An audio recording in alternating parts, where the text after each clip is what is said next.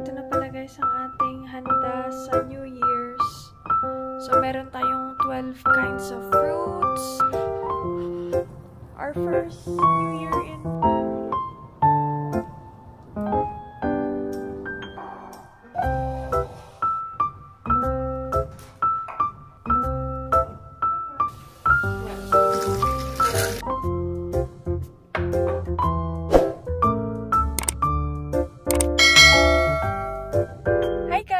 So today is, what is it today? Tuesday? Yeah, 31st. So it's the 31st.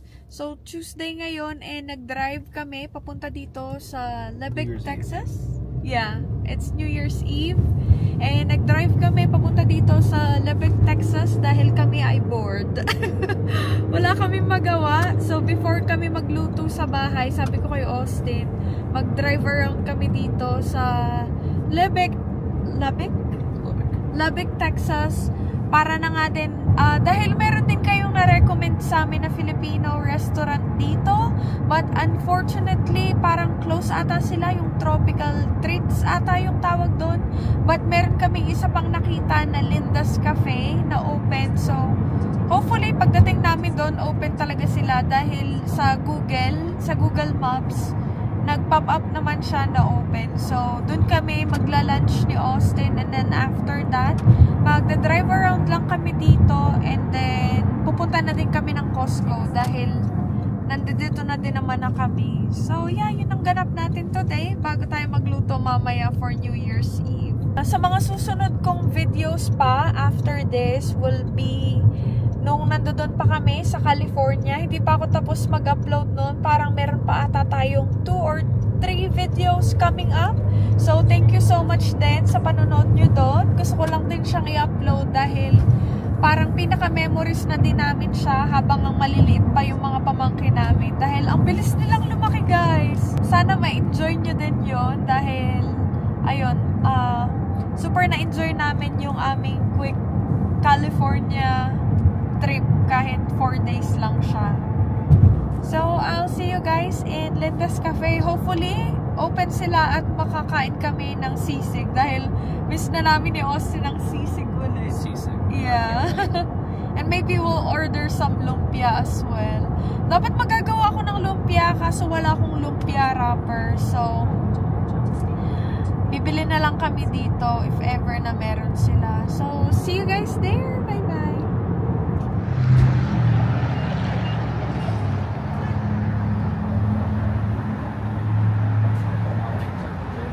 Huh? Not open. It's not. It's closed. Where are we gonna eat now? I don't know. We could always eat at Costco. Yeah. Close, guys. Nakakalungkot. Mukhang kailangan ko magluto ng aking sisig.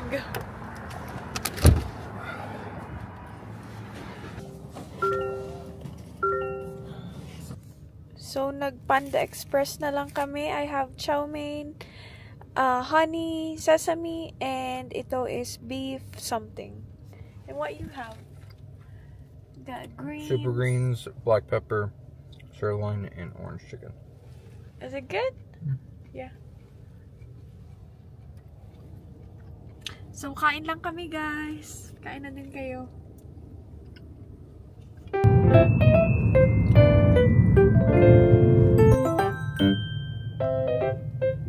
Welcome back to Costco.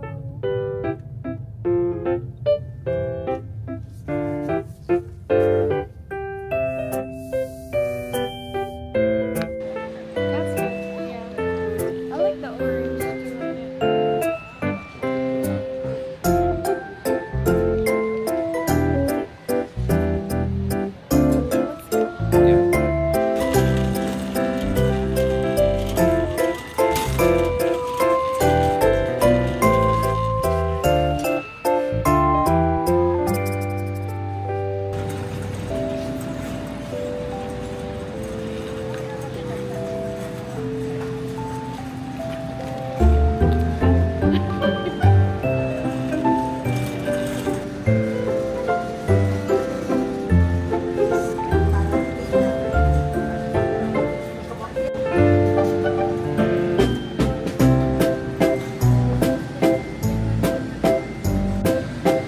good, right? Yeah, that one. We buy some pork belly.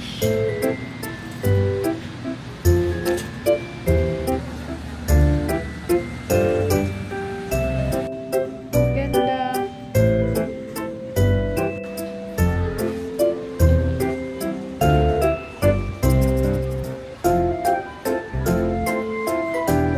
So, ganito siya.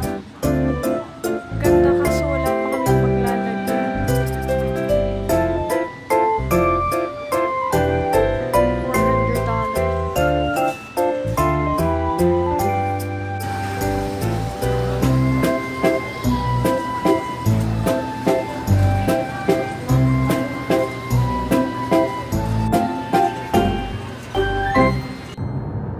It looks good.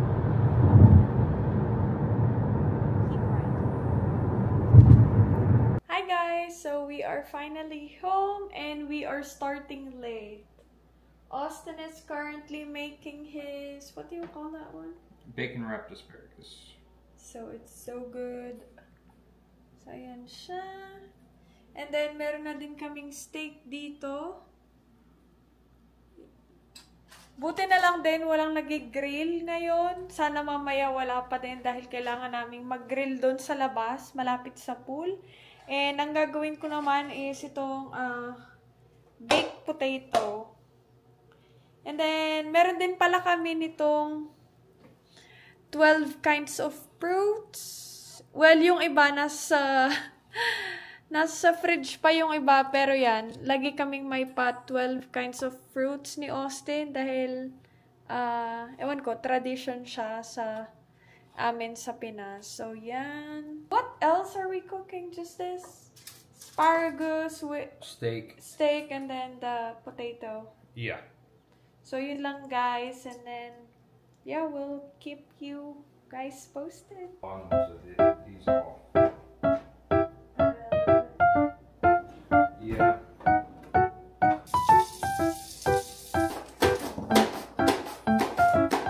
Ayan pala so far, guys, ang ating nakakat. First time ko actually gamitin to. Ginagamit to ni Austin sa pagkakat ng cucumber para sa kanyang salad, but yeah, maninipis lang siya.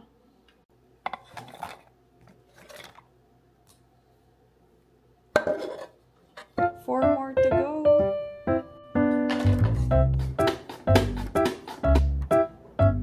No, he used that brand, not that specific one. That one didn't exist when I was little. This is my dad's favorite brand.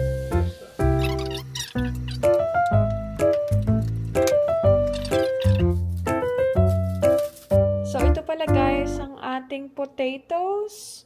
Apparently, kailangan natin siyang i-soak in sa cold water. Dapat nga meron tong ice. Kaso, ayan. Starch. Dahil sa starch. But yeah, meron tayo nito. And then, another one here. So, dalawang bowl of potatoes. Madami kaming ginagawa dahil hindi lang naman to pang New Year sa amin. Parang meal prep na din namin. Pagkain namin for the whole week. Let's set it for 40 minutes. We're supposed to let it sit like as long as possible, but I think we'll get away with 40 minutes. Are you ready for grilling? I can, yeah. Okay. Punta kami sa grilling area dito sa apartment para mag-grill nitong asparagus and itong jalapenos. Dahil magagawa si Austin ng jalapeno poppers. Yeah.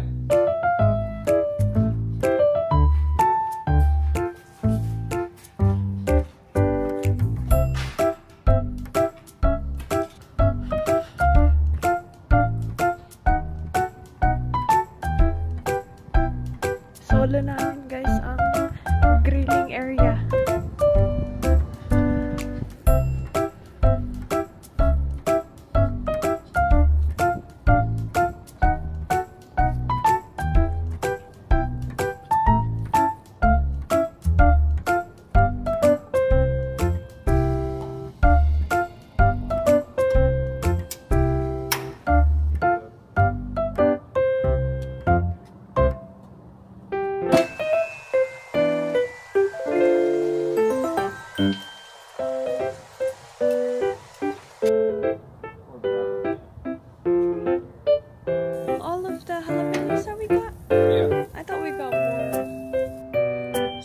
pala guys ang aming pavilion dito sa apartment.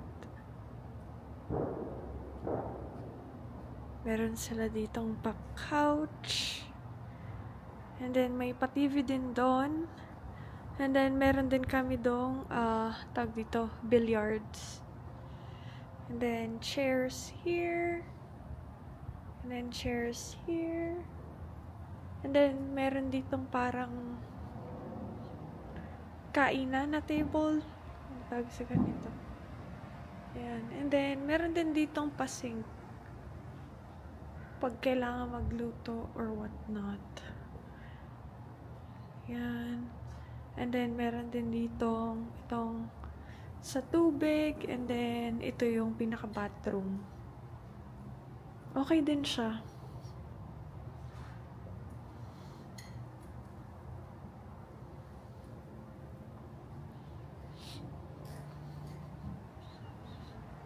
Over here are mga units.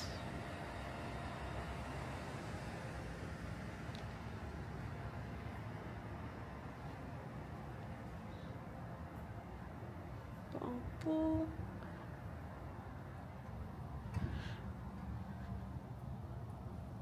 Ang dami ko na actually napaparinig na paputok. Pero parang medyo malayo siya sa amin. Nagtingin ako kanina kung meron ba ditong fireworks like display sa downtown, pero wala akong makita. Parang pang ano lang ata siya, 4th of July. But we'll see mamaya. Our first New Year in the apartment. This is our asparagus. Bacon wrap asparagus at saka yung jalapenos na grill.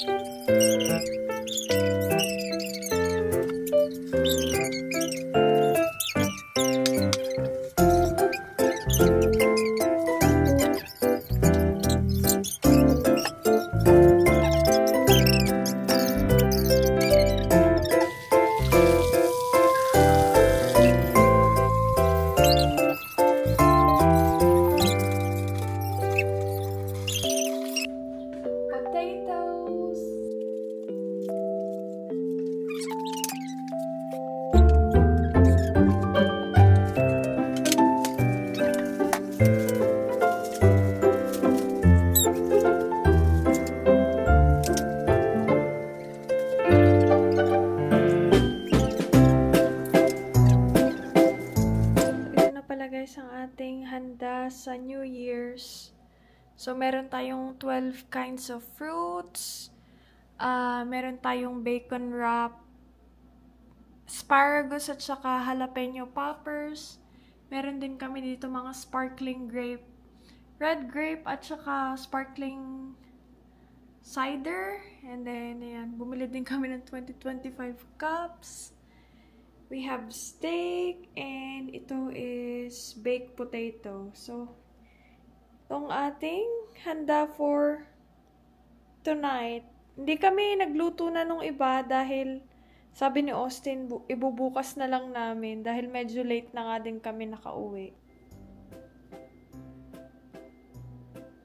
Basta kami mag-picture guys, so kainan na! Well,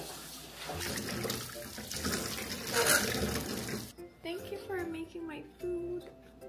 So, plate ni Austin, and then this is my plate.